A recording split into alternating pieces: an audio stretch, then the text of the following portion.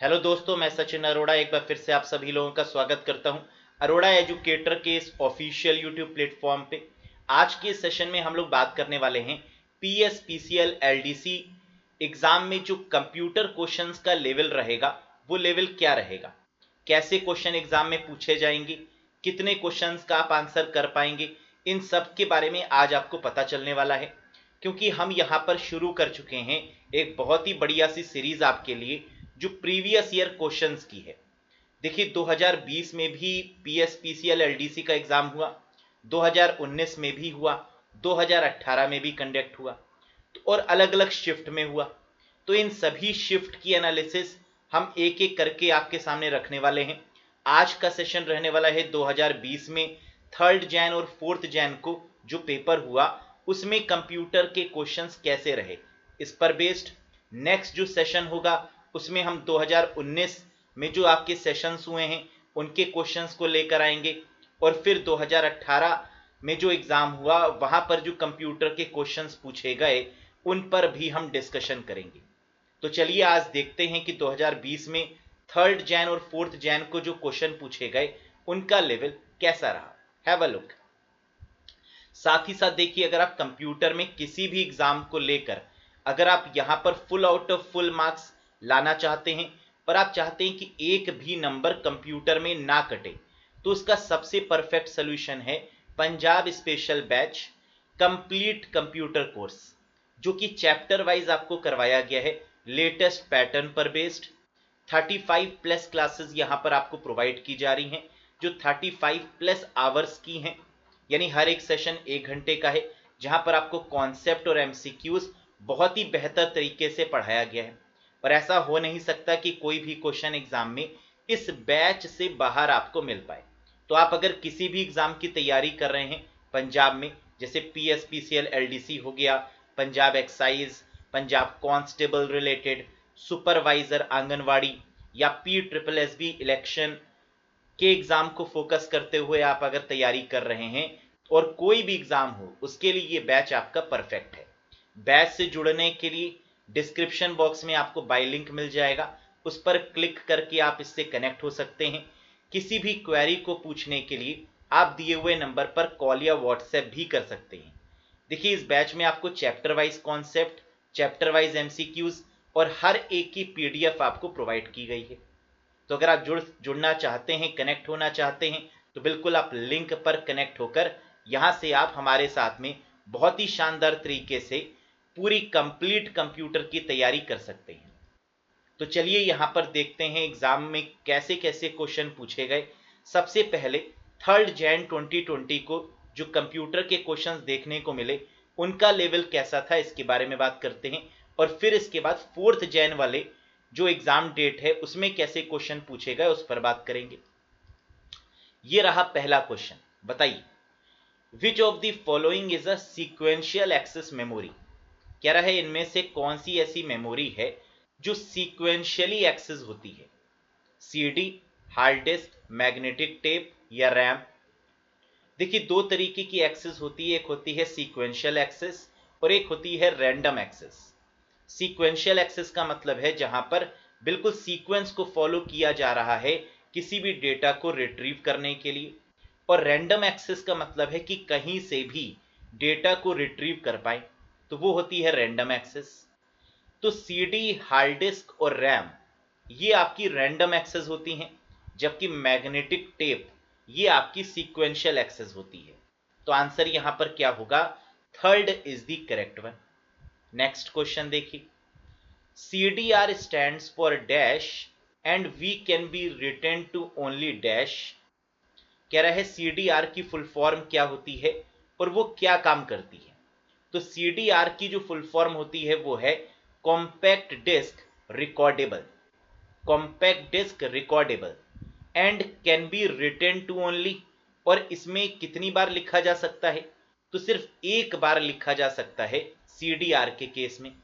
तो आंसर क्या होगा, बिल्कुल सही, फर्स्ट वन यहां पर वैलिड आंसर होगा। Compact disc recordable can be written only once, सिर्फ एक बार ही इस पर लिखा जा सकता है। नेक्स्ट देखिए, mouse, track ball, touch pad, are the example of devices. कह रहा है ये किस तरीके की डिवाइसेस हैं, माउस है, ट्रैक बॉल है या टच पैड है। तो आप बहुत अच्छे तरीके से जानते होंगे कि ये इनपुट डिवाइसेस होती हैं, लेकिन साथ ही साथ ये पॉइंटर के मूवमेंट को भी कंट्रोल करती हैं, तो इन्हें हम पॉइंटिंग डिवाइस की कैटेगरी में भी रखते हैं। तो इसका मतलब ये इनपुट भी है और पॉइंटिंग भी है। तो आंसर यहां पर क्या होगा, फर्स्ट वन दिया है पॉइंटिंग एंड इनपुट, तो फर्स्ट बिल्कुल करेक्ट आंसर होगा। देखिए पहले ये पॉइंटिंग है और बाद में ये इनपुट है ना, क्योंकि कई बार ऑप्शन में ऐसा भी दिया होता है कि आपको पॉइंटिंग मिल जाएगा, इनपुट भी मिल जाएगा। तो इस केस में जो आप पहली प्रेफरेंस देंगे वो पॉइंटिंग डिवाइस को देंगे, माउस, ट्रैक बॉल और टच पैड के केस में। समझ में आया? नेक्स्ट देखिए, which of the following is not a valid paragraph justification option in MS word. कह रहा है इसमें से कौन सा वैलिड नहीं है।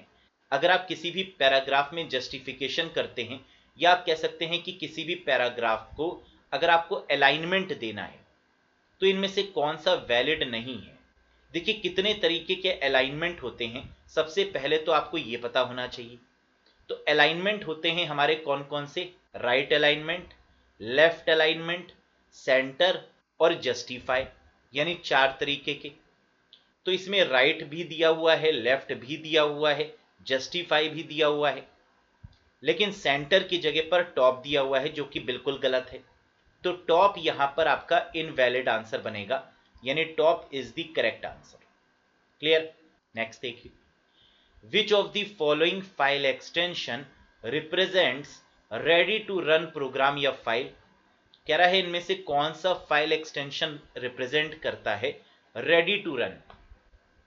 रेडी टू रन का मतलब है कि जब आप किसी भी सॉफ्टवेयर पर क्लिक करते हैं तो वो सॉफ्टवेयर क्या हो जाता है, रन हो जाता है, एग्जीक्यूट हो जाता है। और किसी भी सॉफ्टवेयर का जो एक्सटेंशन होता है वो क्या होता है, EXE होता है। तो आंसर इसका क्या हो जाएगा, EXE, मतलब executable file is the correct answer. समझ में आया? जबकि PDF मतलब होता है पोर्टेबल डॉक्यूमेंट फॉर्मेट, एक ऐसी फाइल जिसमें फॉर्मेटिंग यानी बदलाव नहीं किया जा सकता, जिसमें कोई भी चेंजेस नहीं किए जा सकते, वो है आपकी PDF फाइल्स। .doc ये होता है MS Word 2003 का एक्सटेंशन। .text ये किसी का भी एक्सटेंशन नहीं है, क्योंकि नोटपैड फाइल का एक्सटेंशन होता है .txt, ना कि .text। क्लियर? नेक्स्ट क्वेश्चन देखते हैं, विच of the following is a valid MS Excel function. कह रहा है इसमें से कौन सा MS Excel का वैलिड फंक्शन है, ऐड, माइनस, सम या सब्ट्रैक्ट। तो देखिए अगर आपको सम करना है तो इसके लिए सम फंक्शन का यूज किया जाता है, ऐड कोई फंक्शन नहीं है, माइनस भी नहीं है, सब्ट्रैक्शन के लिए SUB लिखते हैं और सम करने के लिए SUM। तो यहां पर जो करेक्ट आंसर आपका बनेगा वो क्या बनेगा, SUM is the valid one. तो थर्ड यहां पर करेक्ट आंसर है। नेक्स्ट देखिए, press in MS Word to move to the end of a line. कह रहा है MS Word के केस में अगर आपको लाइन के बिल्कुल लास्ट में जाना है तो कौन सी की को प्रेस करेंगे आप, बताइए। ऑल्ट, होम, एंड, शिफ्ट के साथ होम, कंट्रोल के साथ एंड, या सिर्फ एंड। वेरी गुड, सिर्फ एंड की को अगर आप प्रेस करेंगे तो आप किसी भी लाइन या फिर पैराग्राफ के लास्ट में पहुंच सकते हैं। Next question, which of the following is an example of an impact printer. तो यहां पर कुछ 4 तरीके के प्रिंटर के नाम दिए गए हैं, inkjet, desk jet, laser jet, dot matrix. और आपसे कहा जा रहा है कि इसमें से इम्पैक्ट प्रिंटर का एग्जाम्पल कौन सा है। तो आपको पता होगा कि डॉट मैट्रिक्स, डेजी व्हील और लाइन ये आपके इम्पैक्ट प्रिंटर होते हैं, जबकि थर्मल, इंकजेट और लेजर प्रिंटर ये आपके कैसे होते हैं, नॉन इम्पैक्ट प्रिंटर होते हैं। तो यहां पर आप देख सकते हैं कि डॉट मैट्रिक्स प्रिंटर आपका इम्पैक्ट प्रिंटर है। तो आंसर क्या होगा, fourth one is the valid one. Next, which of the following are the 3 major components of the CPU।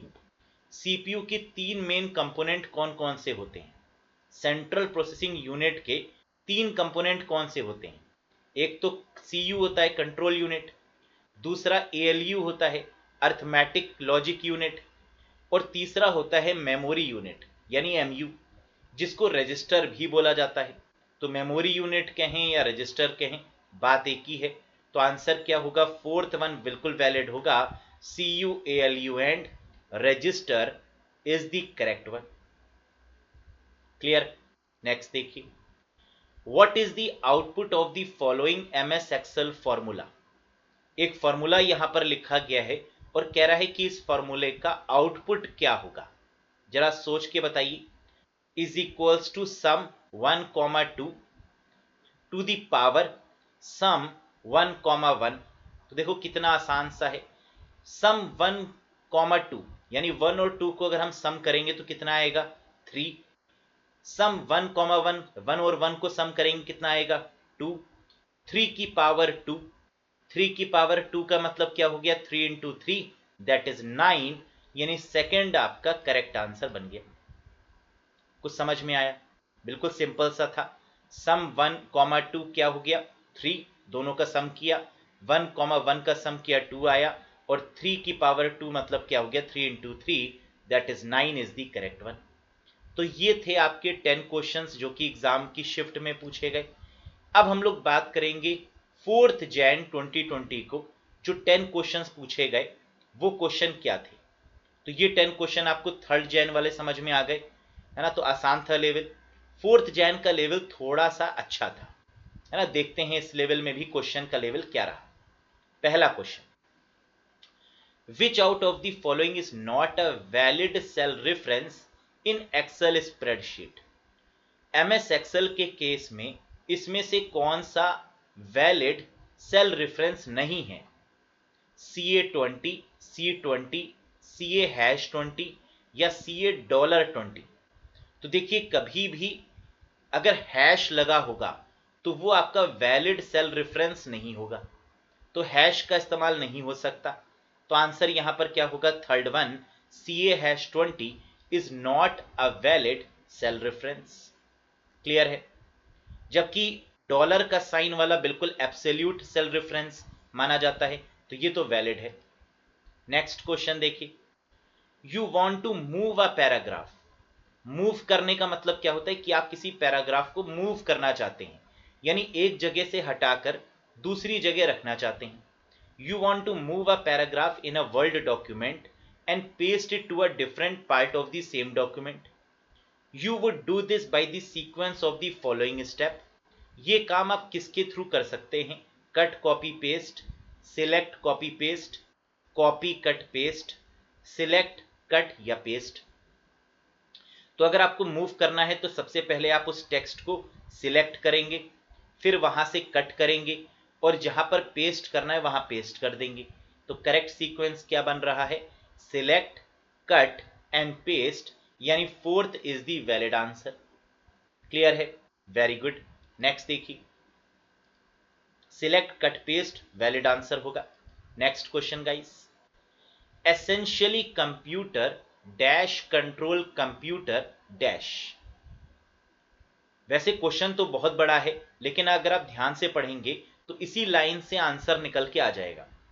Essentially computer dash control computer dash, यानी ऐसी कौन सी चीज है आपके कंप्यूटर में जो कंट्रोल करती है कंप्यूटर के इसको।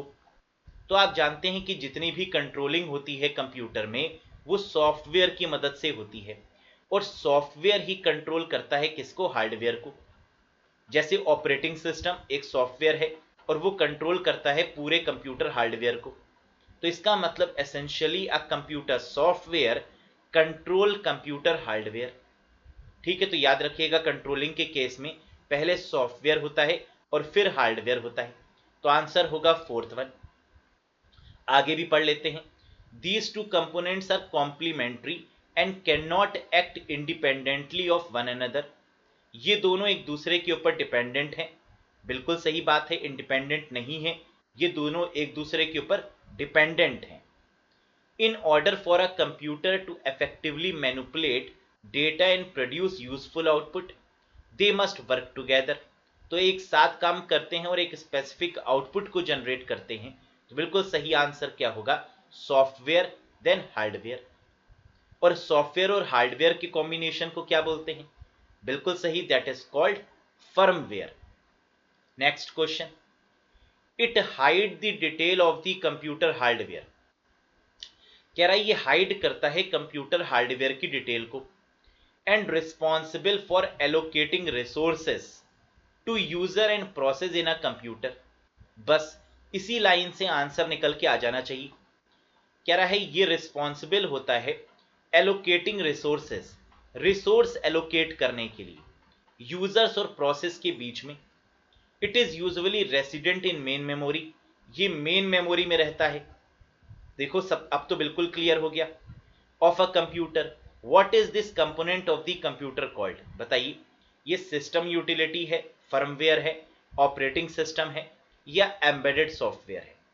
वेरी गुड, ये है आपका ऑपरेटिंग सिस्टम। ऑपरेटिंग सिस्टम का काम क्या होता है, रिसोर्सेस को एलोकेट करना, मेमोरी को मैनेज करना और सारे जितने भी कंपोनेंट्स हैं उनको कंट्रोल करना, ये ऑपरेटिंग सिस्टम करता है। It is usually resident in the main memory, जिस समय बूटिंग होती है उस समय हार्ड डिस्क की फाइल्स रैम में चली जाती हैं और इसी को बोलते हैं बूटिंग। तो यानी रैम में ये फाइल्स को मेंटेन करता है। बिल्कुल सही बात है कि ऑपरेटिंग सिस्टम अपनी फाइल्स को रैम मेमोरी में स्टोर कर लेता है। What is this component of the computer called, the answer is operating system. समझ में आया।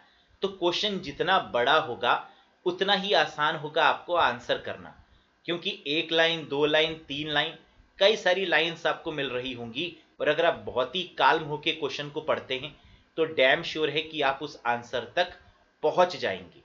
नेक्स्ट देखिए, अगेन थोड़ा सा बड़ा क्वेश्चन दिया गया है। The data is usually organised in folders called directory. कह रहा है डेटा जो है वो फोल्डर्स में मेंटेन करके रखा जाता है जिसे डायरेक्टरी बोलते हैं। बिल्कुल सही बात है। Which can contain other folders and files. कह रहा है फोल्डर के अंदर भी तो फोल्डर बना सकते हैं, फोल्डर के अंदर भी तो फाइल्स रख सकते हैं। Very true. Any place that a computer और other electronic devices store data employ some type of. कह रहा है इस पूरे फाइल्स को मैनेज करने के लिए हम किसका यूज करते हैं कंप्यूटर में, सेकेंडरी स्टोरेज का, फाइल सिस्टम का, डेटाबेस का या ऑपरेटिंग सिस्टम का। तो बिल्कुल यहां पर करेक्ट आंसर होगा फाइल सिस्टम। क्या आंसर होगा, सेकंड होगा, दैट इज फाइल सिस्टम। अब देखिए फाइल सिस्टम क्या होता है, जैसे एमएस डॉस की बात करें तो ये फैट पर काम करता है, फाइल एलोकेशन टेबल, जो कि एक फाइल सिस्टम है। विंडोज की अगर हम बात करें तो विंडोज एनटीएफएस पर काम करता है, जैसे new technology file system, Windows 11, Windows 10, Windows 8, ये एनटी पर काम करते हैं, विंडोज एनटी पर काम करते हैं। तो ये सब आपके क्या होते हैं, फाइल सिस्टम, जहां पर फाइल को मैनेज करके रखा जाता है बहुत ही सिस्टमैटिक तरीके से। समझ में आया। Very good. नेक्स्ट देखिए, अ डिजिटल सिग्नेचर। कह रहा है डिजिटल सिग्नेचर क्या करता है, is the scanned signature is same as the email ID of a message sender, is a public key system, can be use to authenticate an electronic record. बिल्कुल सही बात है। डिजिटल सिग्नेचर का main काम होता है ऑथेंटिसिटी प्रोवाइड करना। जैसे ईमेल के केस में डिजिटल सिग्नेचर का यूज करते हैं और इसके थ्रू हम सिक्योरिटी प्रोवाइड करते हैं, या फिर आप कह सकते हैं एक ऑथेंटिक बनाते हैं उस ईमेल को। तो आंसर क्या होगा, can be use to authenticate an electronic record. तो fourth is the valid one. समझ में आया। नेक्स्ट देखिए, any digital computer takes dash as input dash the data in its memory and use it as per the instruction when required. कह रहा है any digital computer, कोई भी जो डिजिटल कंप्यूटर होता है वो टेक यानी लेता है इसे एज अ इनपुट, इसे एज अ इनपुट के तरीके से लेता है। तो इनपुट के तरीके से जो भी हम लेते हैं कंप्यूटर में वो क्या होता है, डेटा। तो data as a input dash the data in its memory, memory में डेटा को क्या किया जाता है, स्टोर किया जाता है। तो store the data in its memory and uses it as per the instructions when required। तो आंसर क्या होगा? डेटा होगा और स्टोर होगा। समझ में आया क्वेश्चन? तो इनपुट के तौर पर क्या लिया? डेटा, उसके बाद उसको स्टोर कहां पर किया? मेमोरी में, और फिर उस पर एक्सेस किया, इंस्ट्रक्शन पास किए, एग्जीक्यूट किया। क्लियर? नेक्स्ट देखिए, which of the following is not used as an operating system in mobile phone. कह रहा है इसमें से कौन सा मोबाइल फोन के ऑपरेटिंग सिस्टम के तौर पर नहीं जाना जाता? Linux operating system, Android, iOS या ब्लैकबेरी। तो देखिए, लिंक्स ऑपरेटिंग सिस्टम एंड्रॉयड का तो हम यूज करते हैं मोबाइल के केस में, आईओएस का भी यूज करते हैं मोबाइल के केस में, ब्लैकबेरी का भी यूज करते हैं मोबाइल के केस में। तो ये सेकेंड, थर्ड और फोर्थ ये तो मोबाइल ऑपरेटिंग सिस्टम है, जबकि लिंक्स ऑपरेटिंग सिस्टम ये आपका मोबाइल ऑपरेटिंग सिस्टम नहीं है। तो आंसर यहां पर होगा लिंक्स ऑपरेटिंग सिस्टम। देखिए, ये जो लिंक्स है इसका मतलब होता है रियल टाइम ऑपरेटिंग सिस्टम। ये रियल टाइम ऑपरेटिंग सिस्टम है जो कि यूनिक्स के तरीके से काम करता है। जैसे यूनिक्स काम करता है, लाइनेक्स काम करता है बेसिकली, वैसे ही लिंक्स भी वैसे ही काम करता है, जो डेस्कटॉप, पीसी और सर्वर के लिए बनाया गया। यानी ये मोबाइल के लिए तो बिल्कुल नहीं बना। तो आंसर क्या होने वाला है? LYNX, Lynx operating system.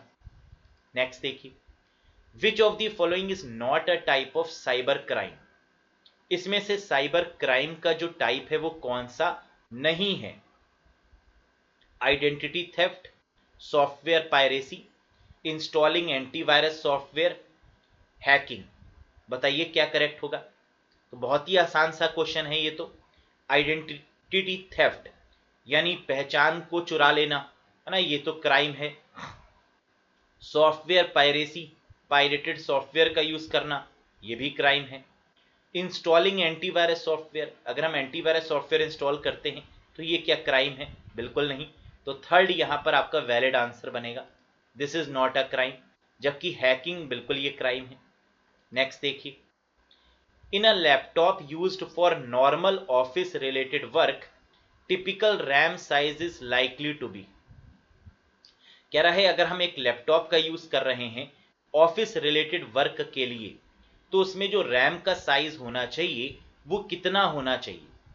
512 kilobyte, 128 gigabyte, 3.8 GB gigabyte, 256 megabyte. तो बताइए आपको क्या लगता है कि नॉर्मल ऑफिस रिलेटेड वर्क के लिए कितना होना चाहिए? वैसे तो 2 जीबी ही सफिशिएंट है ना, और अगर हम यहां पर बात करें तो आंसर क्या होगा? 3.8 GB is the correct one. क्या होगा? 3.8 जीबी आपका यहां पर वैलिड आंसर होगा रैम के केस में। तो ये रहे आपके अगेन 10 क्वेश्चंस जो आपके एग्जाम में पूछे गए। तो ये आपके टोटल 20 क्वेश्चन हमने डिस्कस कर लिए हैं जो 2020 में पूछे गए आपके एग्जाम में। तो आई होप कि ये क्वेश्चन से आपको एक आइडिया लग गया होगा कि एग्जाम में जो पेपर का लेवल होता है वो लेवल क्या होता है। क्या आप इनके आंसर्स कर पाएंगे? क्या आप 10 आउट ऑफ 10 यहां पर स्कोर कर पाएंगे?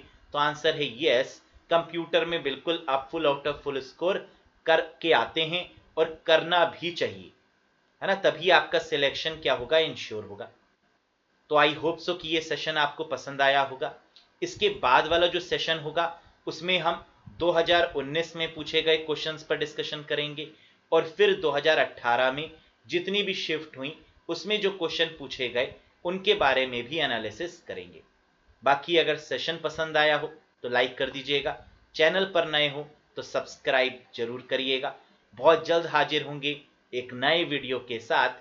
Till then, bye bye and take care to all of you guys. Thank you very much.